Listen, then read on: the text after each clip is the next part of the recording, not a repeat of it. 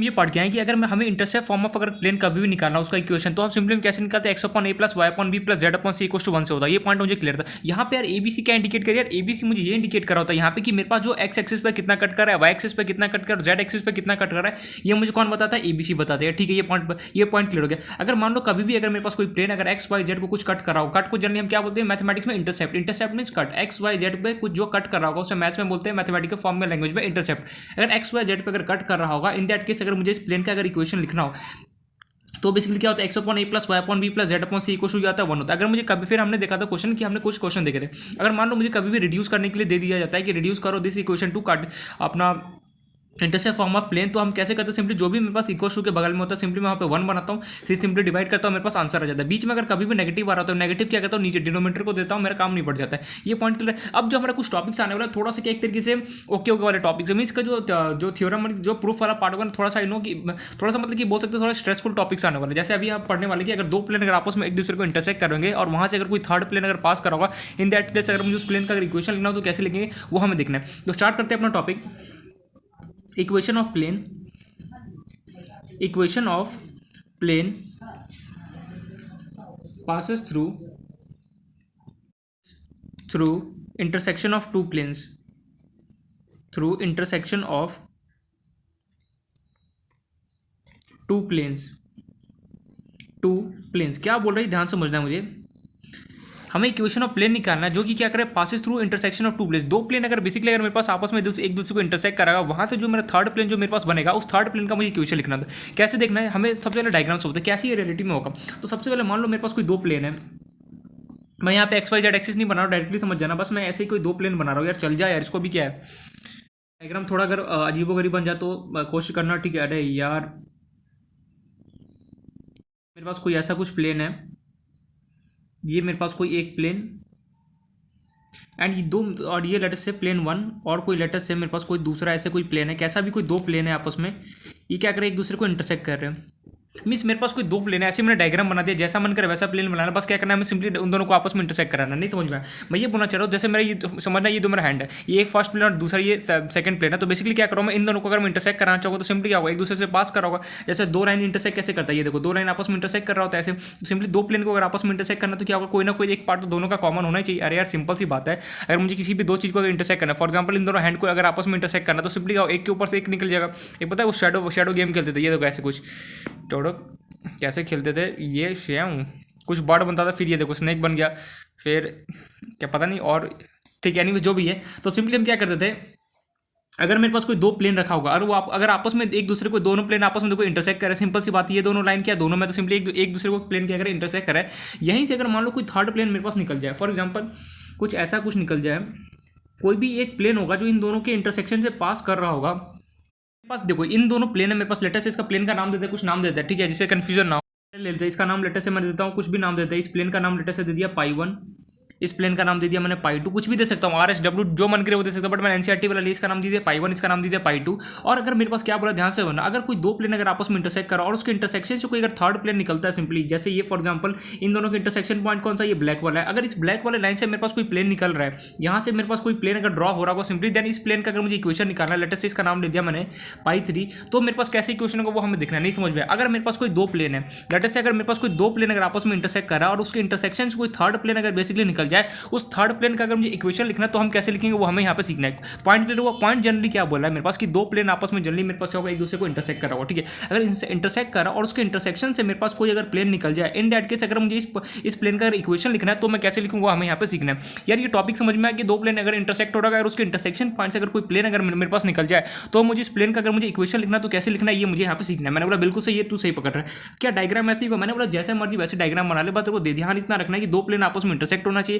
उसके बाद जो इंटरसेक्शन दोनों का पॉइंट होगा वहां से क्या करना है कि सीधे थर्ड प्लेन को निकाल, उस वहां से एक प्लेन को ड्रॉ कर देना, उसी प्लेन का तुझे यहाँ पे इक्वेशन लिखना होगा, ठीक है। ये पॉइंट क्लियर हो गया। मान लो मेरा मन करता है ऐसा डायग्राम बनाने का, अगर मैं डायग्राम थोड़ा ऐसे वैसे हो तो ठीक है, उसको कर लेना कॉम्प्रोमाइज़, मैं कोशिश करूँगा ठीक से बनाऊँ। ये मेरे पास एक प्लेन, ये मेरे पास कोई दूसरा प्लेन, कैसा भी प्लेन हो सकता है। इन दोनों प्लेन का इंटरसेक्शन पॉइंट का है, दोनों कहाँ पे आपस में कट कर रहे हैं, यहाँ पे दोनों आपस में मिल रहे हैं, मीन्स ये इंटरसेक्शन पॉइंट है। यहाँ से अगर मैं लेटर से मेरा मन किया, मैंने ऐसा कुछ प्लेन बना दिया, यहाँ से ये यहाँ से एक लाइन और ये यहाँ से एक लाइन, ये भी बन सकता है ऐसा भी कुछ। ये थर्ड प्लेन हो गया, लेटेस्ट से इसका नाम दे दिया R3, ये R1 प्लेन था और ये R2 प्लेन था। तो मुझे देखना, हमने देखा कि यहाँ से अगर मेरे पास अगर दो प्लेन अगर आपस में इंटरसेक्ट करें और इंटरसेक्शन देखो, इंटरसेक्शन पॉइंट से अगर कोई प्लेन अगर मेरे पास थर्ड प्लेन अगर निकल जाए, इस प्लेन का अगर मुझे इक्वेशन लिखना तो कैसे लिखें ये हमें सीखना है। जैसे यहाँ पे मेरे को R1 प्लेन है, R2 प्लेन है और इसके इन दोनों के इंटरसेक्शन से, बेस ये दोनों इंटरसेक्शन है तो इंटरसेक्शन का एक तो ये पॉइंट और इन दोनों की इंटरसेक्शन से अगर मेरे पास कोई थर्ड प्लेन अगर मेरे पास निकलता है और उस थर्ड प्लेन का अगर मुझे इक्वेशन लिखना है तो हम कैसे लिखेंगे ये अभी हम सीखना है। तो टॉपिक क्लियर, क्योंकि टॉपिक हमारे पास क्या बोल रहा है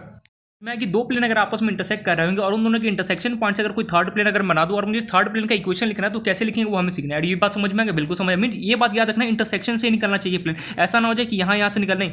दो प्लेन अगर आपस में, जैसे मेरा ये हैंड है, हैंड से नहीं समझ में आएगा, देखना जैसे ध्यान से समझना, ये बेसिकली दो प्लेन है बेसिकली समझना, ऐसे दो प्लेन है मेरे पास। अब इन ये दोनों प्लेन है, दोनों का इंटरसेक्शन पॉइंट कौन सा, ये रहा। यहाँ से अगर मैं कोई प्लेन थर्ड प्लेन अगर मैं निकाल दूँ, स्टॉप हो जाए भैया, एक सेकंड में कोशिश कर रहा हूँ। अगर ये मान लो ये दो कोई प्लेन है, ये दोनों प्लेन क्या कर रहे हैं, यहाँ पे इंटरसेक्ट कर रहे हैं, हाँ, और इनके इन दोनों प्लेन के इंटरसेक्शन पॉइंट से अगर लेटर से ये प्लेन ऐसे निकल रहा है, ऐसे देखना आप समझ में आएगा थोड़ा सा। मैं ऐसे डायग्राम को टेढ़ा बना दूँ, ये देखना ये दो प्लेन आपस में क्या कर रहा है, ब्लैक और ये जो ब्लू स्केच है ये दोनों आपस में इंटरसेक्ट कर, और यहाँ से मेरे पास कोई प्लेन ऐसे निकल रहा है बेसिकली। और इस अगर दोनों के पॉइंट से अगर मुझे इंटरसेक्शन, दोनों के पॉइंट से अगर मेरे पास दोनों प्लेन के इंटरसेक्शन पॉइंट से अगर मेरे पास कोई प्लेन ड्रॉ हो जाए तो ये दोनों जो प्लेन है, एक तो ये वाला पेन और ये मेरे पास पेन, अगर इन दोनों प्लेन का, इस प्लेन का मुझे इक्वेशन लिखना है, कैसे लिखना है ये हमें सीखना है। तो ये बात समझ में आ कि अगर दो प्लेन अगर आपस में इंटरसेक्ट कर रहे होंगे, उसके इंटरसेक्शन पॉइंट से अगर मेरे पास कोई प्लेन ड्रॉ हो जाए, इन दैट केस अगर मुझे इस प्लेन का अगर इक्वेशन लिखना तो कैसे लिखना है ये हमें सीखना है। तो स्टार्ट करते लिखना। तो सबसे पहले मैं यहाँ पे लिखूंगा स्टेटमेंट लिख दूँ। तो देखो यहाँ पे प्रूफ वगैरह कुछ नहीं करने वाला क्योंकि फालतू होगा। तो सबसे पहले हम स्टार्ट करते हैं प्रूफ। इस प्लेन का नाम दीजिए π1, इस प्लेन का नाम दीजिए π2 और जो इन दोनों के इंटरसेक्शन से निकला वो मेरे पास क्या है π3। तो सबसे पहले स्टेटमेंट क्या बोलता है देखना ध्यान से। स्टेटमेंट मुझे बोलता है, या फिर स्टेटमेंट बोलो या फिर थ्योरम बोलो, एक ही बात है। हमें बोलता है the equation of plane passing through the intersection of the planes and equation of plane passes through the intersection of the plane and यहाँ पे हमें गिवन है और प्लेन जो मेरे पास उसके इक्वेशन लेटर से मेरे पास जो π1 प्लेन है उसका मेरे पास इक्वेशन मुझे गिवन है। The equation of plane passing through the intersection of the plane, the equation of two planes are, जो ये दो प्लेन्स है उसके इक्वेशन मेरे को गिवन है। The equation of two planes are, letter से π1 का मैं ले लेता हूँ यहाँ पे, मैं यहाँ पर रफ में लिख रहा हूँ π1 का, यहाँ पे तो साइड में लिखना ठीक है डायग्राम के। π1 का लेटर से मैं, अरे यार ये मच्छर, π1 का लेटर से मैं इक्वेशन ले लेता हूँ r vector dot n cap equals to d and इस π2 का लेटर यहाँ पे दो है तो इस लेटर से n1 d1 ले लिया एंड π2 का लेटर से मैंने जो प्लेन है सिंपली मैं उसका इक्वेशन लिख रहा हूँ और ये मेरे पास हो गया r vector dot n cap into 2 equals to d2 vector. ये इन दोनों प्लेन का मेरे पास इक्वेशन प्रेजेंट है। अब मन में को यार ये तो यार equation of plane in normal form का इक्वेशन, मैंने बोला बिल्कुल सही तेरे पास। हमने क्या किया, जो π1 π2 जो प्लेन है मैंने सिंपली इसका क्या इक्वेशन दिया, r vector dot n cap equals to d, और सिंपली दूसरा जो मेरे पास ये प्लेन है इसका इक्वेशन दिया r वेक्टर डॉट n2, यहाँ पे n1 ले लिया तो दूसरा क्या होगा n2 इक्वल्स टू क्या होगा d2 है। यार ये तो फॉर्म मैंने अभी जाना पहचाना चल रहा है, मैं कुछ टाइम अभी पढ़ के, मैंने बोला बिल्कुल सही। अभी हम पढ़ के equation of plane in normal form भूल गए इतनी जल्दी, मैंने क्या कंक्लूजन बताया। अगर कोई प्लेन, मुझे याद है कि अगर कोई प्लेन बेसिकली, अगर कोई प्लेन मेरे पास प्रेजेंट हो, अगर वो उसका नॉर्मल वेक्टर अगर ओरिजिन से पास कर रहा हो इन दैट, और मुझे उसका यूनिट वेक्टर गिवन हो, तो उस केस में अगर मुझे उस प्लेन का अगर इक्वेशन लिखना सिंपली क्या होता है, r vector dot n cap equals to d1 होता है। जनरली हमने क्या किया, π1 π2 जो मेरे पास दो प्लेन है वो सिंपली मुझे किसकी तरह बिहेव करा होगा, ये जो प्लेन है वो सिंपली क्या होगा, इक्वेशन ऑफ नॉर्मल, जो मेरे पास equation of normal to the plane लिखा था हमने, सिंपली उसकी तरह ये दोनों प्लेन बिहेव करा होगा। तो मैंने इसलिए पहले इसका नाम इक्वेशन दे दिया r vector dot n cap 1 equals to d1 और दूसरे का नाम दे दिया r2 vector dot n cap 2, यहाँ पे 1 ले लिया तो दूसरे को n2 इक्वल्स टू d2 लिया। मेरे पास π1 π2 का इक्वेशन मेरे पास सिंपली पता है। हमें दो प्लेन जो गिवन है, जो दो प्लेन अगर आपस में इंटरसेक्ट करा, सिंपली मुझे उसका इक्वेशन हमें गिवन है। एक तो इस फॉर्म में मुझे दोनों का इक्वेशन गिवन है, तो सिंपली मैं लिख रहा हूँ ये कैसे इक्वेशन है उससे हमें कोई नजर नहीं। हम इक्वेशन ऑलरेडी देख चुके हैं कि अगर कोई दो प्लेन, सॉरी कोई प्लेन अगर नॉर्मल से कोई प्लेन हो और उसका अगर नॉर्मल वेक्टर या फिर नॉर्मल लाइन अगर कोई ओरिजिन से, सबसे पहला स्टेटमेंट याद करो जो हमने पढ़ा था प्लेन, उस टाइम सबसे पहले हमने थ्योरम क्या पढ़ा था, अगर कोई प्लेन और अगर कोई प्लेन हो और बेसिकली अगर कोई नॉर्मल वेक्टर का ओरिजिन से पास कर रहा हो और उसका मेरे को सिंपली अगर ओरिजिन से पास कर रहा हो और उसका मेरे को यूनिट वेक्टर प्रेजेंट हो, इन दैट केस अगर मुझे सिंपली उस प्लेन का इक्वेशन लिखना, सिंपली क्या होता है, r vector dot n cap equals to d होता है। तो सिंपली हमने क्या किया, मान लिया ये जो दोनों प्लेन है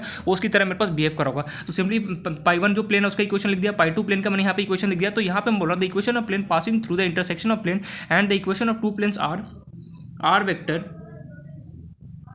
इन दोनों प्लेन का equation r vector dot n cap one equal to d one and दूसरे प्लेन का इक्वेशन मुझे गिवन है r vector dot n cap two equal to d two, then equation of third plane which is then equation of third plane which is passes through the intersection of two plane.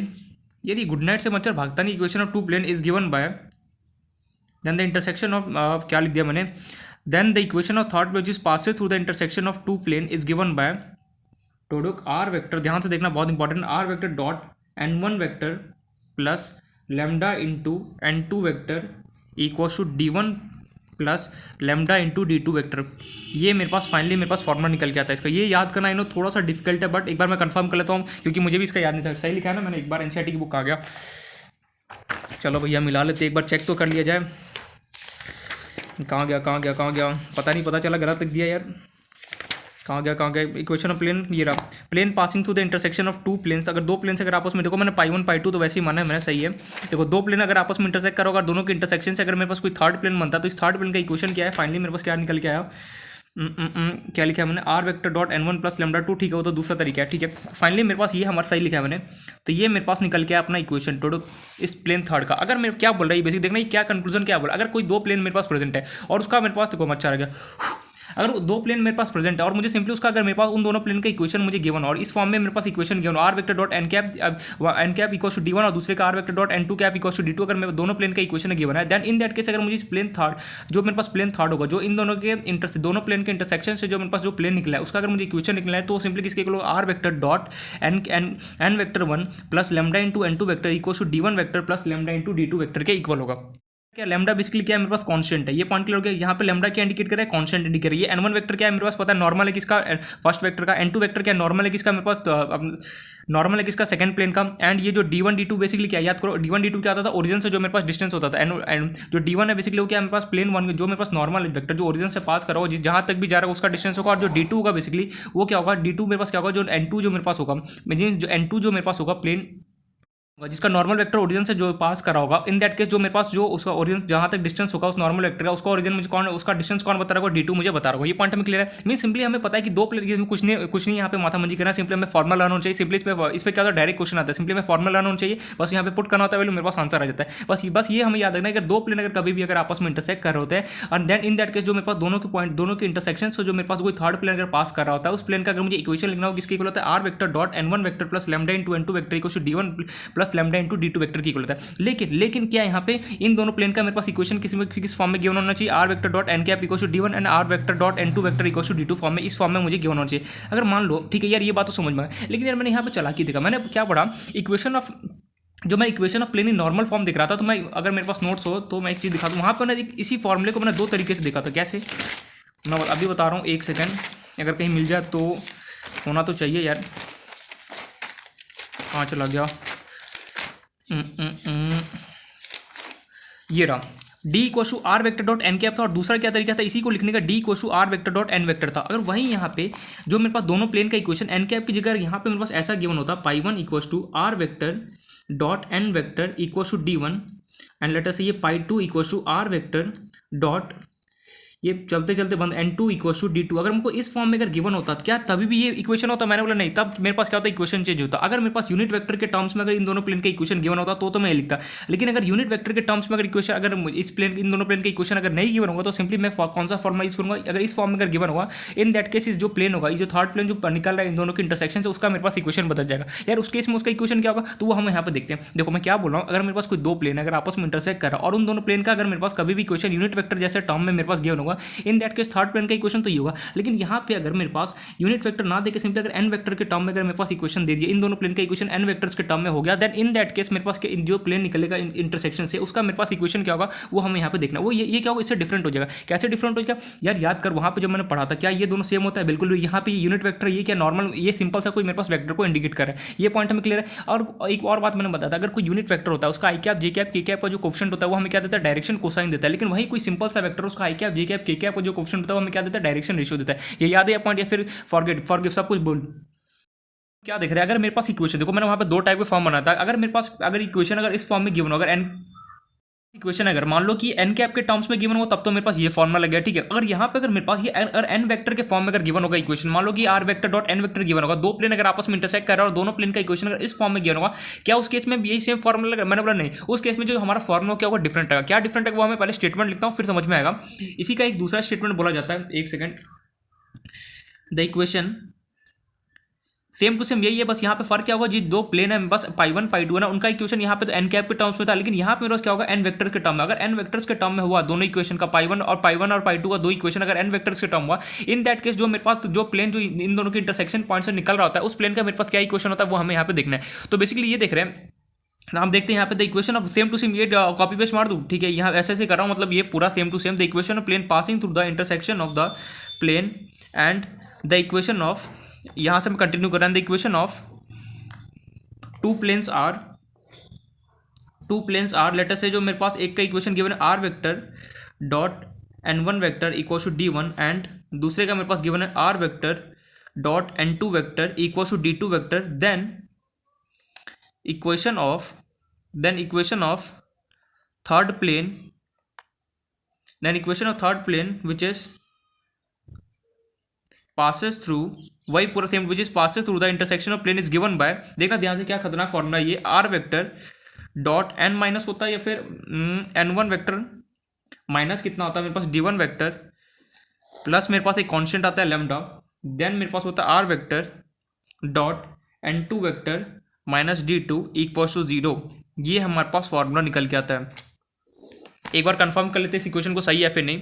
Section क्या है, basically जो ये bracket है ना, bracket यहाँ ऐसे लगा, r vector dot n one vector minus d one vector plus lambda r vector minus n two vector minus d two, फिर से लिख दो एक बार, ठीक है। तो यहाँ पे मैं फाइनली इसको अच्छे से लिख देता हूँ। तो इक्वेशन ऑफ प्लेन, तो अगर मेरे पास अगर देन इस केस में इक्वेशन मेरे पास आएगा r vector dot n one vector minus d one vector का ब्रैकेट, मैं वापस से लिख रहा हूँ, ठीक है, जिससे प्लस उसी इक्वेशन को दोबारा लिख रहा हूँ, मैंने यहाँ पे ब्रैकेट लगा दिया था ना, ब्रैकेट को एक बार चेंज कर लेना, प्लस मेरे पास कितना होता है r vector dot n two vector minus d two equal to zero. ये मेरे पास फाइनली इक्वेशन बन गया था। अगर मेरे पास कोई दो प्लेन अगर आपस में इंटरसेक्ट कर रहे होंगे और उन दोनों प्लेन अगर आपस में इंटरसेक्ट कर रहा और दोनों के इंटरसेक्शन से अगर मेरे पास कोई थर्ड प्लेन अगर पास कर रहा होगा, इन दैट केस मेरे पास जो प्लेन का इक्वेशन होगा, अगर दोनों प्लेन का इक्वेशन अगर मेरे पास इस टर्म में गिवन, लेटर से मेरे पास पाई वन था, उसका मेरे पास गिवन था r vector dot n vector equal to d one, and दूसरा लेटर से पाई टू था प्लेन, उसका इक्वेशन गिवन था मुझे r vector dot n two vector equal to d two, ये एन वन था एन टू। अगर इस वेक्टर के टर्म में गिवन हो तो यहाँ पे यूनिट वेक्टर ना था कि अगर मुझे वेक्टर के टर्म में गिवन हो, इन दैट केस मुझे अगर प्लेन का इक्वेशन लिखना है जो इंटरसेक्शन से पास करा होगा, इसकी होगा r vector dot n one vector minus d one plus lambda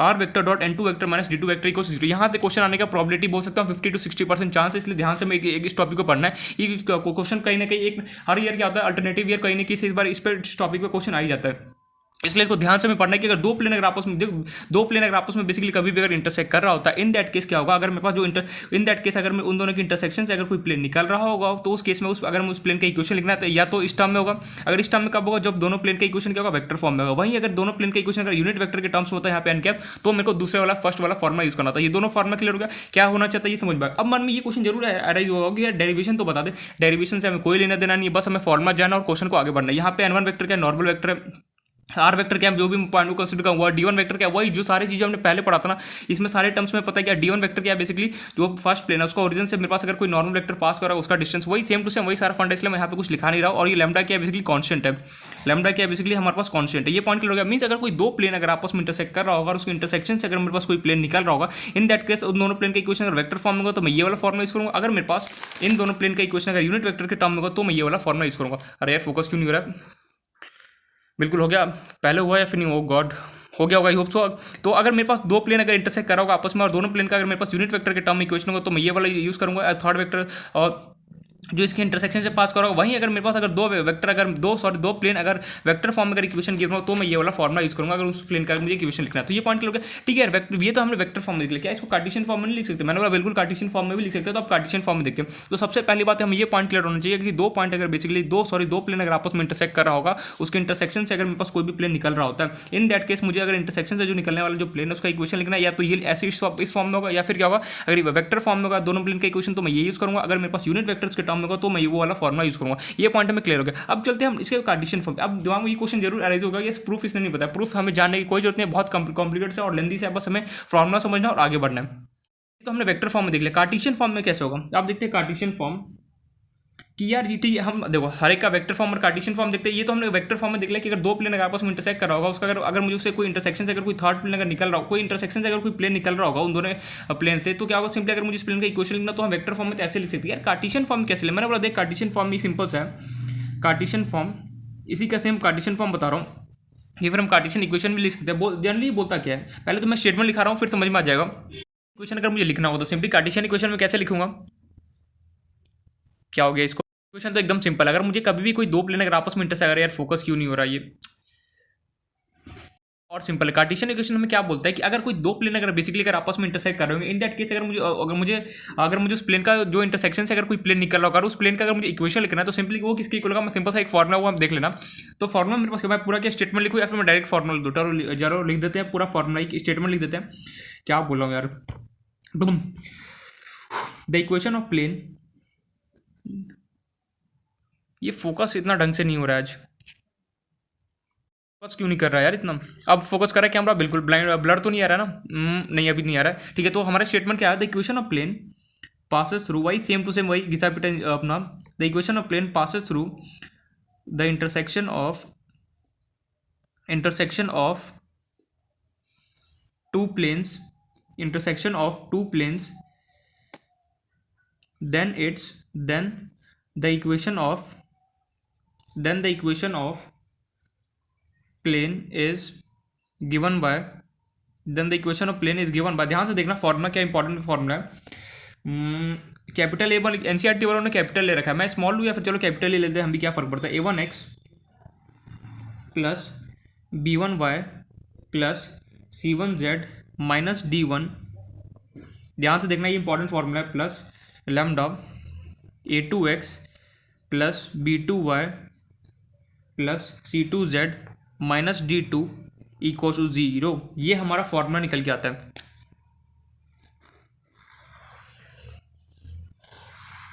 ये हमारा क्या फॉर्मूला, अगर कोई दो प्लेन अगर बेसिकली अगर आपस में इंटरसेक्ट कर रहे होंगे, इन दैट केस अगर मुझे उसको कार्टेशियन इक्वेशन लिखना होगा तो सिंपली क्या होता है, a1x plus b1y plus c1z minus d1 plus lambda into a2x plus b2y plus c2z minus d2 equal to 0 होगा। यार ये तो फॉर्मूला कैसे फॉर्मूला, क्या बोलना क्या चाह रहा है, मुझे कुछ समझ में आ रहा है, तूने बस स्टेटमेंट लिख दिया, मुझे बस कुछ समझ में नहीं, मैंने देख ध्यान से अभी सबको समझ में आ जाएगा। मान ले कोई तेरे पास कोई दो प्लेन है, वही हम अपना पहले डायग्राम बनाएंगे।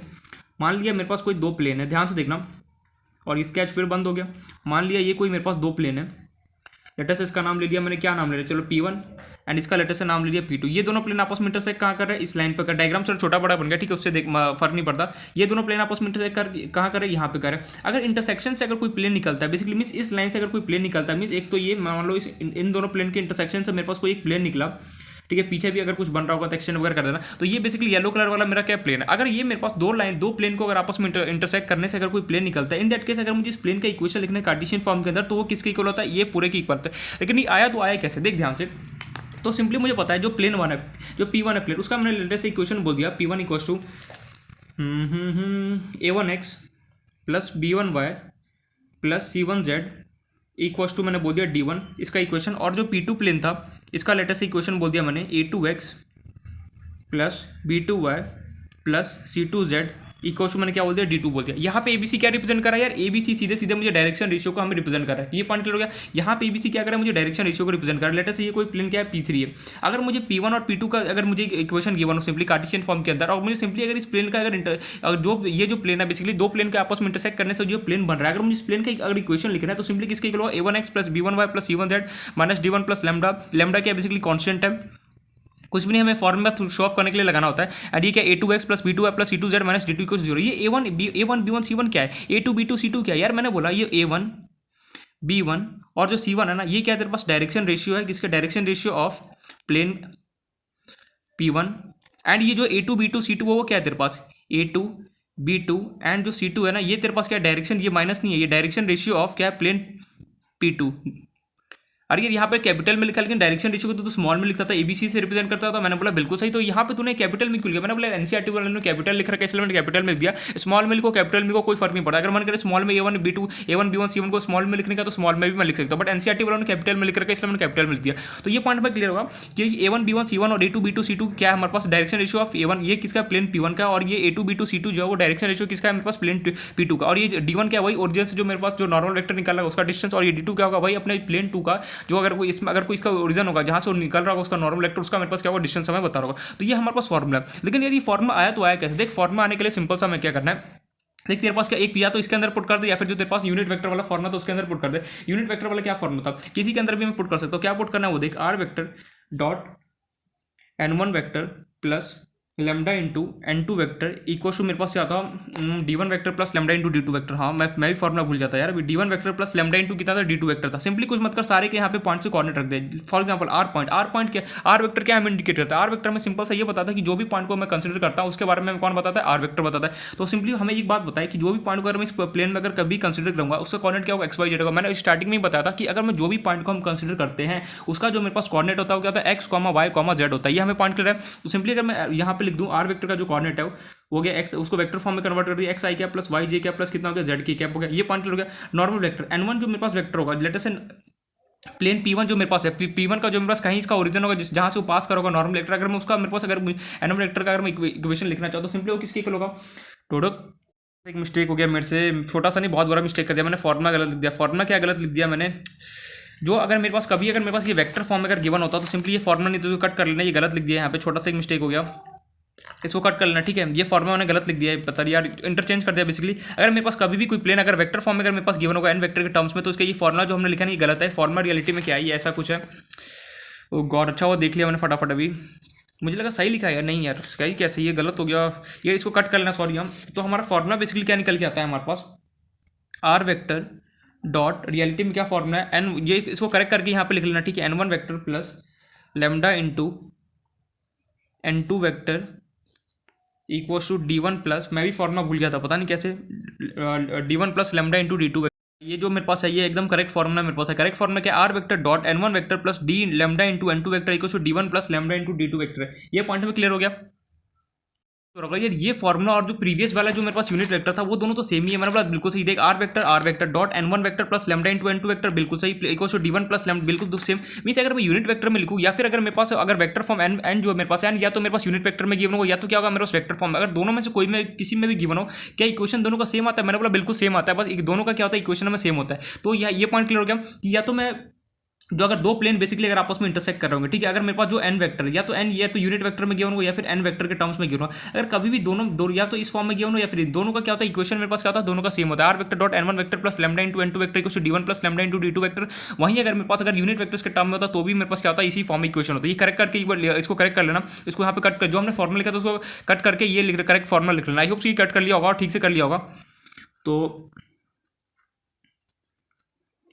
ठीक है, तो ये हो गया करेक्ट। अब हम चलते हैं अपना नेक्स्ट जो हम यहाँ पे पढ़ रहे थे। बेसिकली मैं क्या बोल रहा हूँ कि अगर मेरे पास ध्यान से देखना है एक बार मैं वापस समराइज कर रहा हूँ, अगर मेरे पास कोई दो प्लेन अगर आपस में इंटरसेक्ट कर रहा होगा, अगर मेरे पास दोनों प्लेन का इक्वेशन या तो एन वेक्टर यूनिट वेक्टर्स के टर्म में होगा तो भी वही इक्वेशन होगा। अगर एन जो यहाँ पे एन कैप है या तो यूनिट वेक्टर्स के टर्म में होगा या फिर क्या होगा वेक्टर्स के टर्म में, या फिर इस टर्म में या फिर इस टर्म में, दोनों का इक्वेशन मेरे पास क्या होता है ये सेम टू सेम ये रहता है। R vector dot n1 vector plus lambda into n2 vector equal to d1 plus lambda into d2 vector, दोनों का इक्वेशन क्या रहता है सेम रहता है। हमें कोई डिफरेंट फॉर्मुला पढ़ने की कोई जरूरत नहीं है। अगर कोई भी दो प्लेन अगर आपस में इंटरसेक्ट कर और उसके इंटरसेक्शन पॉइंट से अगर कोई प्लेन अगर पास कर निकल रहा है बेसिकली, तो अगर मुझे इस प्लेन का इक्वेशन लिखना है तो सिंपली किसके इक्वल होता है मेरे पास वेक्टर फॉर्म में दिस, और कार्टेशियन फॉर्म में किसके इक्वल होता है इसके इक्वल होता है। ये आया तो आया कैसे, तो सिंपली हमें यहाँ पे देखना है लेट अस से n1 जो मेरे पास वेक्टर है, अब n1 मेरे पास वेक्टर नॉर्मल वेक्टर होगा। अगर मैं सिंपली इसका अगर मैं वेक्टर अगर मैं उसका यहाँ पे लिखना चाहूँ कोऑर्डिनेट्स तो कैसे क्या लिख सकता हूँ ए, अरे यार ये पेन को भी ना एक सेकंड हो रहा है यार रिकॉर्ड भी नहीं हुआ।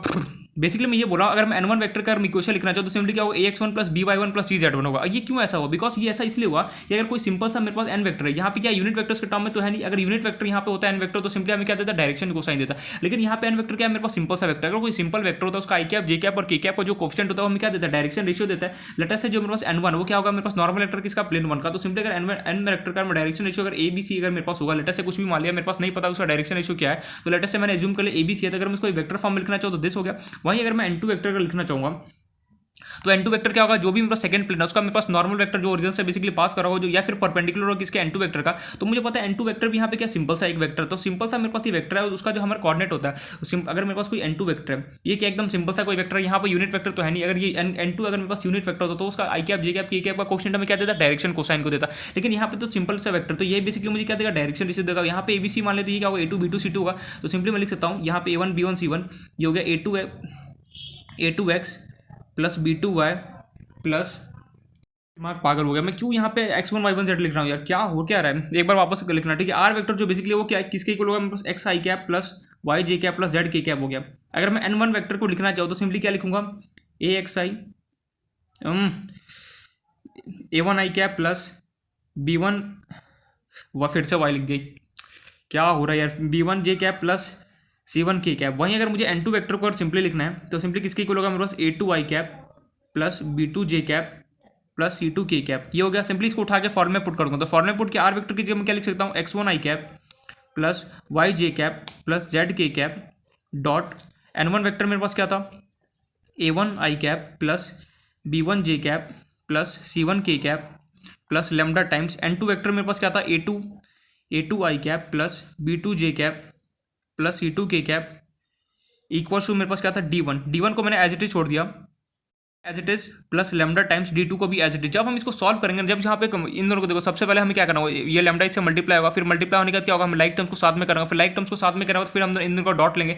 जैसे इन दोनों का डॉट लोगे तो हमारे पास इस फॉर्म में इक्वेशन, इसको आगे फर्दर सॉल्व करना, ये मेरे पास इक्वेशन फाइनली मिल जाएगा। तो ये पॉइंट समझ में आ गया कि अगर मेरे पास कभी भी कोई दो प्लेन, अगर आप देखो इंपॉर्टेंट टॉपिक है, ध्यान से सुनना, यहाँ पे मेरे से छोटा बहुत मिस्टेक हो गया तो उसके लिए तो बेसिकली यहाँ पे ये बोल रहा हूँ कि अगर मेरे पास कभी कोई दो प्लेन अगर आपस में इंटरसेक्ट कर रहा होगा, इन दैट केस अगर मेरे पास उसके इंटरसेक्शन से अगर मेरे पास कोई प्लेन अगर पास हो रहा है, तो इन दैट केस अगर मुझे इस प्लेन का अगर इक्वेशन लिखना हो किसके इक्वल होगा, मेरे पास अगर वेक्टर फॉर्म होगा तो मेरे पास क्या होगा, r vector dot n1 vector plus lambda into n2 vector equal to d1 plus lambda into d2 vector के इक्वल होगा। लेकिन अगर वहीं अगर मेरे पास इन दोनों प्लेन का इक्वेशन अगर मेरे पास, या तो मेरे को ये r vector dot n cap equal to d1 vector हो, या फिर मैं ये बोल सकता हूँ r vector dot n vector के टर्म्स में भी हो सकता है, या तो इस फॉर्म में या फिर इस फॉर्म में, दोनों का इक्वेशन दो लाइन अगर आपस में इंटरसेक्ट करा हो, और बेसिकली अगर मुझे दो लाइन इंटरसेक्ट और कार्टेशियन फॉर्म में अगर इन दोनों प्लेन का इक्वेशन लिखें तो सिंपली फॉर्मुला क्या होता है, a1x plus b1y plus c1z minus d1 plus lambda a2x plus b2y plus c2z minus d2 equal to 0 होता है। यहाँ पे a1 b1 c1 क्या रिप्रेजेंट कर रहा है, डायरेक्शन रेशियो ऑफ किसके, प्लेन 1 के, और यहाँ पे a2 b2 c2 हमें क्या रिप्रेजेंट कर रहा है, direction ratio of plane p2 जो मेरा सेकंड प्लेन है उसका रिप्रेजेंट कर रहा है। ये लेमडा क्या है, बेसिकली कांस्टेंट है। तो यहाँ पे हमने ये देख लिया अगर दो प्लेन अगर कभी भी आपस में इंटरसेक्ट कर रहा होता है, इन दैट केस अगर मुझे इसका वेक्टर फॉर्म इक्वेशन लिखना तो कैसे लिखते हैं, और वहीं कार्टेशियन फॉर्म में लिखना तो कैसे लिखते हैं। अब ये दो फॉर्मुला है ना, हम इसका कैसे यूज करना है वो हम यहाँ पे देखते हैं। तो स्टार्ट करते हैं ना, पहला क्वेश्चन एकदम सिंपल होता है, बट इसमें क्या फॉर्मुला है ना थोड़ा सा यहाँ पे इधर उधर घूम जाता है। तो फॉर्मुला को हमें एकदम, इसलिए उसको हमें यहाँ पे एकदम क्लियर होना चाहिए, क्योंकि अगर फॉर्मुला इधर उधर हो गया, ये डॉट को आगे लगा दिया, इसको पीछे लगा, जैसे मैंने यहाँ पे मिस्टेक किया, तो अगर छोटा सा मिस्टेक हुआ क्वेश्चन टोटली क्या होगा, रहोगा। यहाँ से क्वेश्चन आने का प्रॉबिलिटी बन सकता है अगर उसे देना चाहे तो, इसलिए बहुत ध्यान से हमें ये फॉर्मुला में लाना होना चाहिए और इसका मीनिंग क्या है हमें समझ में आना चाहिए। अब चलते हैं इसके क्वेश्चन पर। रियलिटी में इसका क्वेश्चन कैसा होता है, एकदम सिंपल होता है, बस हमें फॉर्मुला पता होना चाहिए और उसका क्या यूज होता है वो हमें यहाँ पे देखना है। इसका तो आई नो कि इसका जो हमारे पास जो इसका थ्योरी वाला पोर्शन होता है थोड़ा सा आई नो बोरिंग होता है, स्ट्रेसफुल होता है, बट हमें जो इसका फॉर्मुला जो हमारे पास है वो एकदम सिंपल सा ये फॉर्मुला में लाना होना चाहिए। और अगर मुझे वेक्टर फॉर्म में अगर सिंपली अगर मुझे लिखना हो तो कैसे लिखते हैं वो हमें पता चल गया। अब इसको कैसे यूज किया जाता है वो अब यहाँ पे देखते हैं। तो अपने स्टार्ट करते हैं पहला क्वेश्चन। ये फॉर्मुला इंपॉर्टेंट है और ये दो फॉर्मुला, इसका मीनिंग हमें पता होना चाहिए सबका कि क्या मीनिंग है। या तो वेक्टर फॉर्म में गिवन हो एन वेक्टर, या फिर मेरे पास यूनिट वेक्टर्स के टर्म में गिवन हो, उससे मुझे कोई फर्क नहीं पड़ता, दोनों के टर्म्स में मेरे पास क्या होगा, जो इक्वेशन होगा प्लेन का वो क्या होगा इसी टर्म्स में। अगर कार्टेशियन इक्वेशन होगा तो ये होगा, या फिर अगर दो ही तो फॉर्मुला, या तो ये फॉर्मुला होगा या फिर क्या होगा ये कार्टेशियन इक्वेशन में होगा तो दिस, और वेक्टर फॉर्म में होगा तो मेरे पास ये फॉर्मुला होगा। ये दोनों हमें अच्छे से पता होना चाहिए और सबका मीनिंग यहाँ पे पता होना चाहिए पॉइंट्स का कि कौन सा पॉइंट हमें क्या इंडिकेट करा है। तो स्टार्ट करते हैं अपना क्वेश्चन की क्वेश्चन किस टाइप से हमें यहाँ पे बनता है। तो देखते हैं अपना पहला क्वेश्चन मुझे ये बोल रहे थे, क्वेश्चन में सब कुछ हमें लिखा होगा कि इंटरसेक्ट कर रहा होगा पास प्लेन। अब ये समझ में